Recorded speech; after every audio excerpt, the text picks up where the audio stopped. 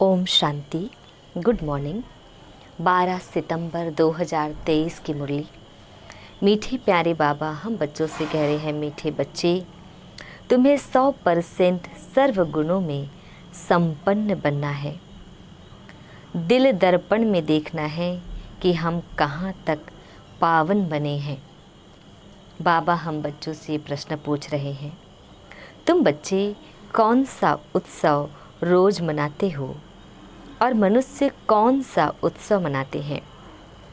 उत्तर है, तुम दैवी धर्म की स्थापना का अर्थात भारत को स्वर्ग बनाने का उत्सव रोज मनाते हो। रोज तुम्हें मनुष्य को देवता बनाने की सैंपलिंग लगानी है। वे मनुष्य तो जंगल के कांटों की सैंपलिंग लगाते हैं और नाम देते हैं वनोत्सव। तुम कांटों से फूल बनाने का उत्सव रोज मनाते हो।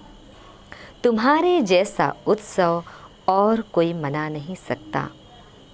गीत है, मुखड़ा देख ले प्राणी जरा दर्पण में। ओम शांति।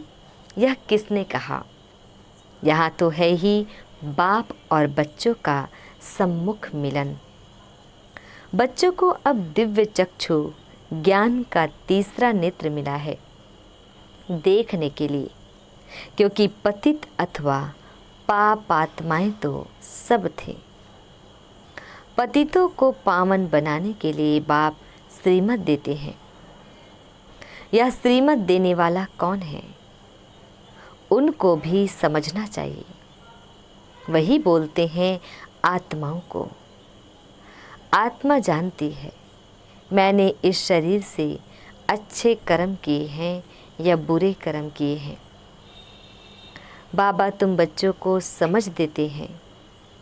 यह तो जरूर है सब पतित थे। अभी तुम देखो हम कहाँ तक पावन बने हैं और दैवी गुण धारण किए हैं। दैवी गुण धारण कराने वाला है सर्व गुणों का सागर बाप। वह बैठ समझाते हैं। मनुष्य तो गाते हैं, मुझ निर्गुण हारे में कोई गुण नहीं। खुद कहते हैं हमारे में गुण नहीं है। अब तुम बच्चों को फिर 100% सर्वगुण संपन्न बनना है। कहते हैं अपने दिल दर्पण में देखो।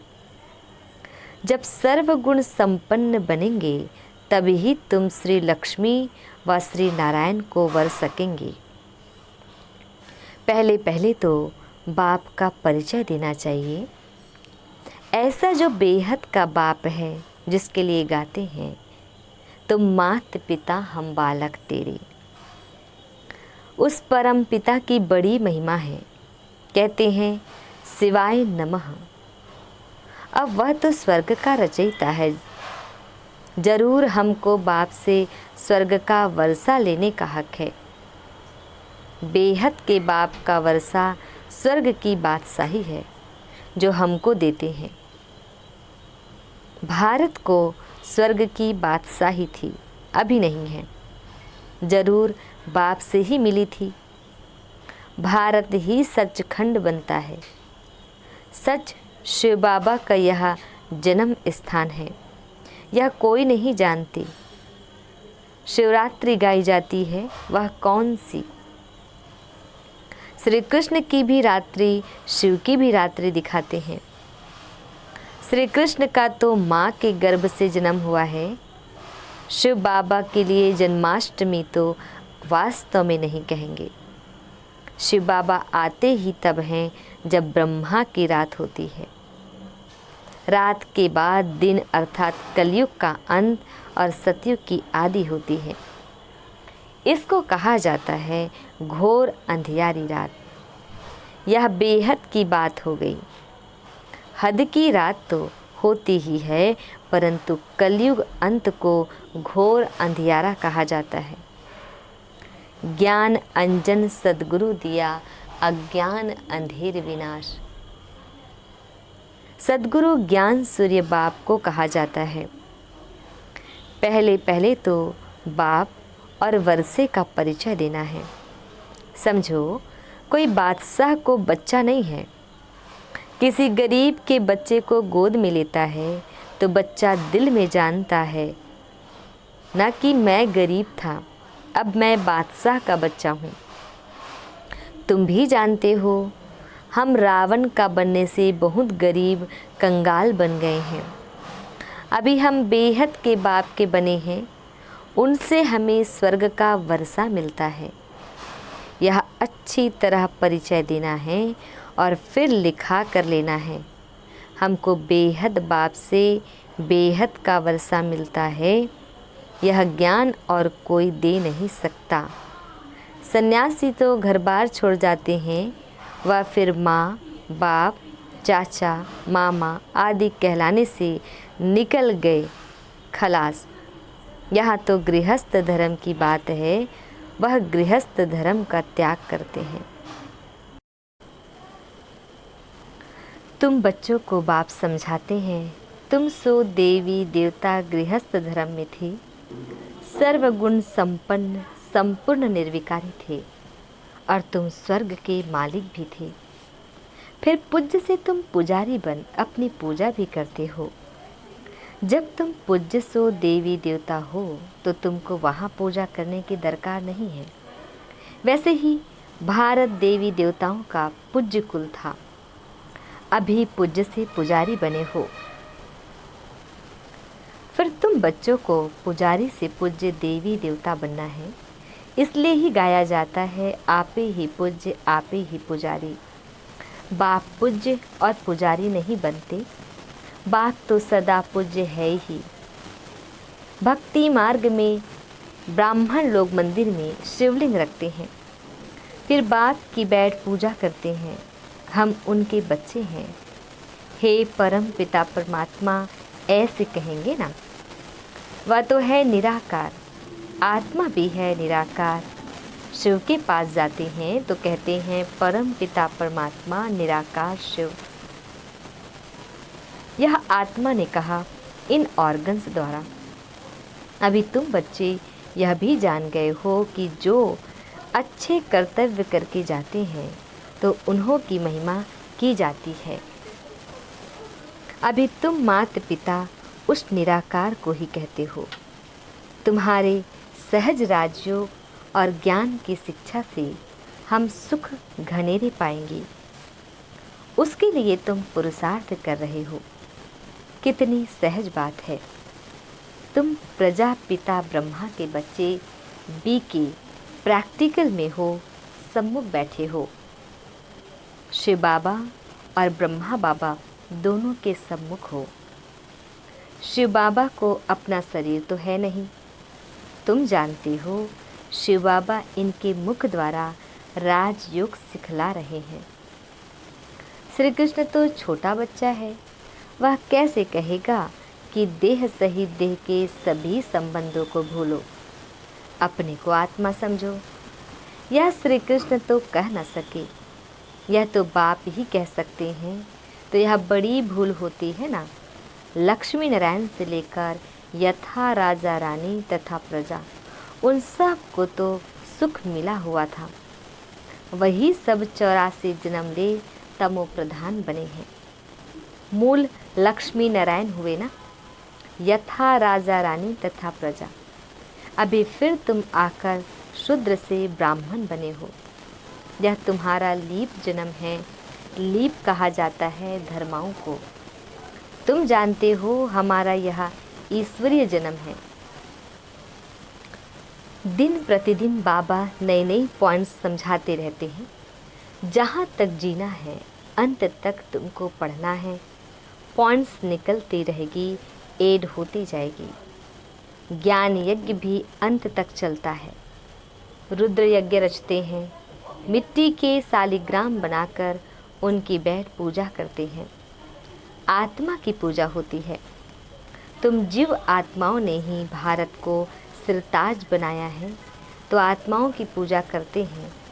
परम पिता परमात्मा बाप के साथ तुम भी सर्विस कर रहे हो, तो शिवलिंग के साथ शालिग्राम भी बनाते हैं। तो मुख्य पहले बाप का परिचय देना है। शिव बाबा ने जन्म लिया, परंतु माता के गर्भ से थोड़े ही जन्म लेते हैं। वह है ही निराकार। जैसे कोई शरीर छोड़ देता है, फिर उनकी आत्मा को बुलाते हैं श्राद्ध खाने के लिए, तो आत्मा को खिलाते हैं ना। आत्मा ही स्वाद लेती है। कड़वा, मीठा, दुख, सुख यह आत्मा को भासता है। आत्मा में ही संस्कार है। आत्मा को सुख व दुख तब भासता है जबकि शरीर है। बाबा ने समझाया है सजा कैसे मिलती है। सूक्ष्म शरीर भी नहीं, स्थूल शरीर धारण कराए सजा देते हैं। गर्भजेल में सजा खाते हैं, त्राही त्राही करते हैं, बस मुझे बाहर निकालो। गर्भमहल का भी मिसाल दिया हुआ है। बाहर निकलने नहीं चाहते थे। यह दृष्टांत है। सतयुग में गर्भ भी महल बन जाता है, वहाँ कोई पाप होता नहीं। अभी तुम जानते हो पतित कैसे हुए हैं। नाम ही है अजामिल जैसे पतित। बहुत पाप करते हैं, पावन माना निर्विकारी।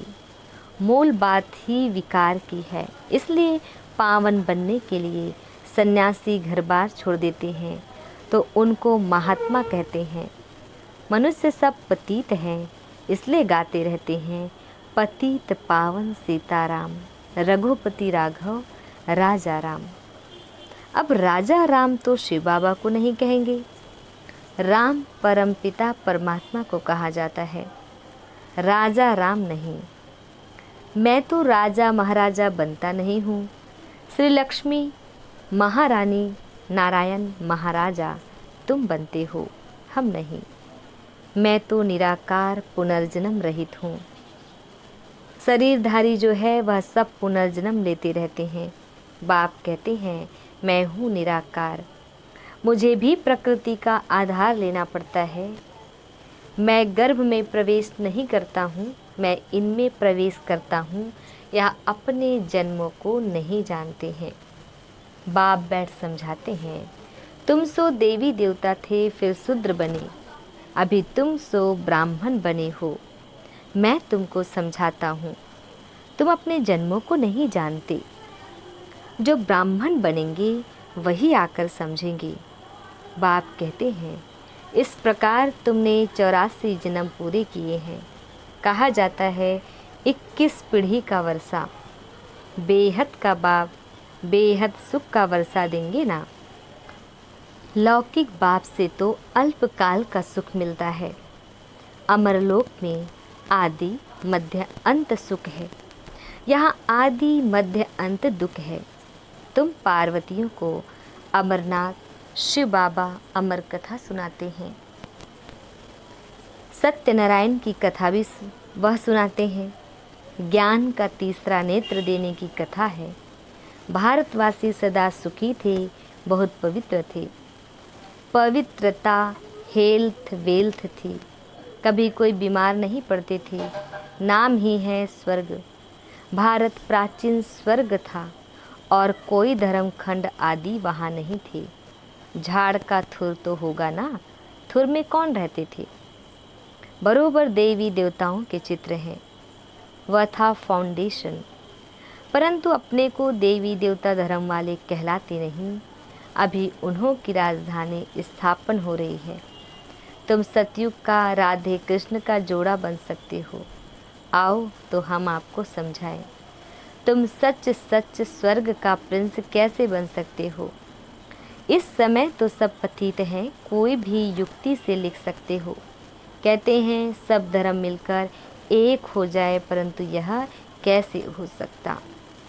एक धर्म तो सतयुग में ही था। एक मत एक भाषा थी, ताली नहीं बजती थी। विश्व के मालिक थे और कोई धर्म नहीं था। वह कैसे बने, फिर और धर्म कैसे आए, यह कोई भी बुद्धि नहीं चलाते हैं। जब बिल्कुल ही पतित बन जाते हैं तब ही पतित पावन बाप आते हैं और धर्मों की पावन आत्माएं ऊपर से आती है। पहले धर्म स्थापक खुद आते हैं, फिर अपने पिछाड़ी औरों को बुलाते हैं, आओ। उनको तो सतो रजो तमो में आना है। जो भी आते हैं सबको सतो रजो से फिर तमो बनना ही है। परंतु अभी तुम पतित से पावन बनते हो, सब बुलाते हैं, गॉड फादर आओ, आ करके हमको हेवन में ले जाओ। वह हेवन कोई मुक्ति को, कोई जीवन मुक्ति को समझते हैं। तुम समझते हो हेवन जीवन मुक्ति को कहा जाता है। तुम्हारा सैम्पलिंग लग रहा है, वह फिर जंगल के कांटों का सैम्पलिंग लगा रहे हैं। रात दिन का फ़र्क है, उनका भी उत्सव मनाते हैं। वनोत्सव झाड़ उगाने के लिए उत्सव मनाते हैं। तुम दैवी धर्म स्थापना का अर्थात भारत को स्वर्ग बनाने का रोज उत्सव मनाते हो। रोज मनुष्य से देवता बनाने का पुरुषार्थ करते हो। कांटों से फूल बनाना यह तुम्हारा रोज का उत्सव होता है। बागवान फिर जरूर इतना इनाम भी देंगे। बच्चों ने गीत सुना, हे प्राणी अपने दिल दर्पण में देखो, तुम स्वर्ग के देवी देवता बनने अथवा लक्ष्मी को वरने लायक बने हो। कोई अवगुण तो नहीं है। भल तूफान तो खूब आएंगे, माया छोड़ती कोई को नहीं है। बड़े बड़े दीपकों को भी बुझा देती है। उन्हें उल्टे सुलटे संकल्प तो खूब बार करेंगे। मजबूत रहना है, इसमें मुरझाने की बात नहीं है। बाप से योग तोड़ नहीं देना है। सबका खिवैया वह बाप है। विषय वैतरणी की बड़ी खाड़ी है, उसे तुम योग बल से पार करते हो। विषय सागर से पार होकर तुम क्षीर सागर में चले जाएंगे। विष्णु का राज्य क्षीर सागर में है, अर्थात घी की नदी बहती है। यहाँ तो घासलेट की रक्त की नदियाँ बहती है। तुम बच्चे जानते हो शिव बाबा की श्रीमत से हम शिवालय में जा रहे हैं, जहाँ हम सदैव सुखी रहेंगे। तुम सदा सुखी थे, माया ने दुखी बनाया है। गृहस्थ व्यवहार को अधर्मी बना दिया है, वहाँ है गृहस्थ व्यवहार धर्मी। अभी तुमको बाप श्रेष्ठाचारी दैवी गृहस्थ धर्म वाला बना रहे हैं। पहले पहले मुख्य है बाप का परिचय। तुम बाप का बनने से स्वर्ग का मालिक बन सकते हो। यह तो दुखधाम है, तुम स्वर्ग में जाते हो वाया मुक्ति धाम। इसलिए विष्णुपुरी शिवपुरी को याद करो। याद करते करते अंतमति सोगति हो जाएगी। यह याद रखो, हमारे 84 जन्म पूरे हुए, फिर हम कल आकर राज्य करेंगे। दिल दर्पण में अपनी शक्ल देखते रहो, कोई अवगुण तो हमारे में नहीं है। अच्छा, मीठे प्यारे बाबा हम बच्चों को विश कर रहे हैं। मीठे मीठे सिकिल दे बच्चों प्रति माता पिता बाप दादा का याद प्यार और गुड मॉर्निंग। रूहानी बाप की रूहानी बच्चों को नमस्ते। हम रूहानी बच्चों की रूहानी बाप दादाजी को याद प्यार गुड मॉर्निंग और नमस्ते नमस्ते नमस्ते। शुक्रिया बाबा, शुक्रिया। धारणा के लिए मुख्य सार है, योग बल से विषय वैतरणी की बड़ी खाड़ी को पार करना है। उल्टे संकल्पों में मुरझाना नहीं है, मजबूत रहना है। सेकंड पॉइंट है, पूजनीय बनने के लिए बाप के साथ भारत को सिरताज बनाने की सेवा करनी है। वरदान है, ट्रस्टी बन लौकिक जिम्मेवारियों को निभाते हुए अथक रहने वाले डबल लाइट भाव। डिटेल है, लौकिक जिम्मेवारियों को निभाते हुए सेवा की भी जिम्मेवारी निभाना, इसका डबल लाभ मिलता है। डबल जिम्मेवारी है तो डबल प्राप्ति है। लेकिन डबल जिम्मेवारी होते भी डबल लाइट रहने के लिए स्वयं को ट्रस्टी समझकर जिम्मेवारी संभालो तो थकावट का अनुभव नहीं होगा। जो अपनी गृहस्थी अपनी प्रवृत्ति समझते हैं उन्हें बोझ का अनुभव होता है। अपना है ही नहीं तो बोझ किस बात का। स्लोगन, सदा ज्ञान सूर्य के सम्मुख रहो तो भाग्य रूपी परछाई आपके साथ रहेगी। ओम शांति।